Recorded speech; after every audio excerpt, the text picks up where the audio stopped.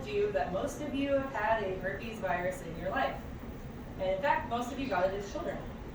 And when you got it as children, some of your guys' parents might have even invited over other children to get herpes from you as well. And that is because the most common herpes virus is varicella zoster, or chickenpox. 95% of people have had chickenpox, according to the 4th edition of Medical Microbiology.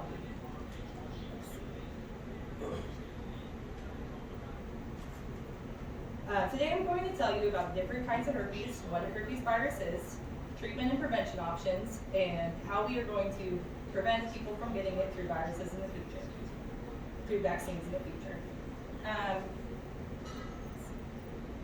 So herpes virus changes your mRNA structure, and the virus will lie dormant in a nervous cell until it is released through an epithelial tissue, and that period is called latency. That is what classifies a virus as a herpes virus. Once it goes through the epithelial tissue, it often comes as sores or outbreaks, and that's what we know as a herpes virus.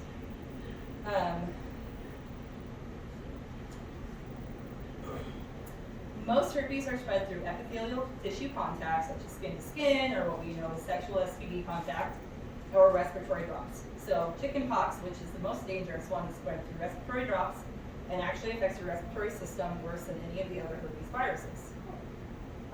HSV 1 and 2 is what we think of when we think of herpes. Those can occur genitally, but HSV 1 actually occurs more often orally, and that's what we know as a common cold sore. 50% of Americans experience cold sores that we know of, but testing for cold sores is pretty non-existent because it can be treated with over-the-counter medication. Now, HSV2 only occurs in 10% of adults, according to the CDC. However, HSV2 is not often tested for as well because often the stigma and the physical or the mental implications of that are going to outweigh any of the physical repercussions that you will have from knowing that you have it. Once you have a herpes virus, it is always going to be in your system, but most often you will not have symptoms after an initial outbreak, such as chickenpox. Now, chickenpox can develop into a shingles outbreak. And once people start getting shingles outbreaks, those are said to be more painful and more detrimental than the chickenpox outbreak, actually. And even though some of you might not have been vaccinated against chickenpox, you can get vaccinated against shingles. Now, chickenpox vaccine was created in 1995, and although it is not super commonplace back then, it's starting to become more so now, and we are seeing a decline in chickenpox in the last,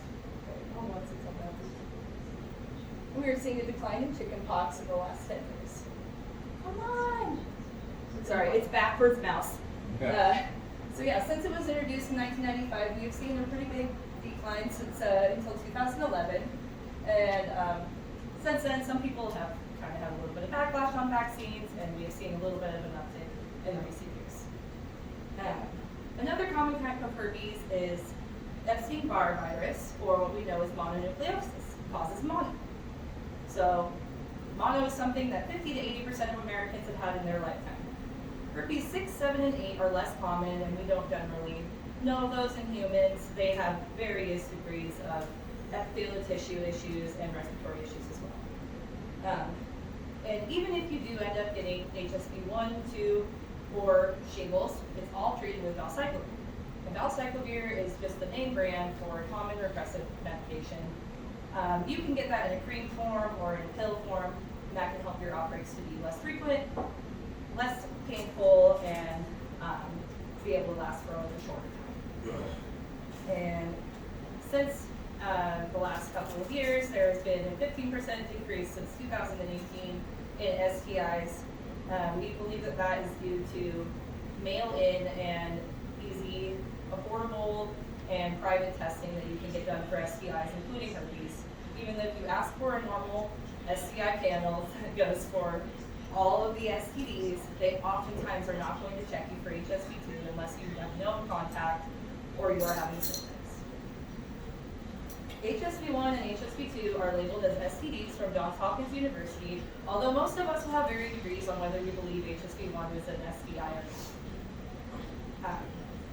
Going forward, I would hope that you guys can see that even though herpes is very common and your mom might have invited your friends over to come get it from you as a child, that It's going to be okay because there are a lot of treatment options. There are tons of vaccines coming available for different herpes viruses every day. And even if you have one in your system, although you will live with it for the rest of your life, you will likely have little symptoms.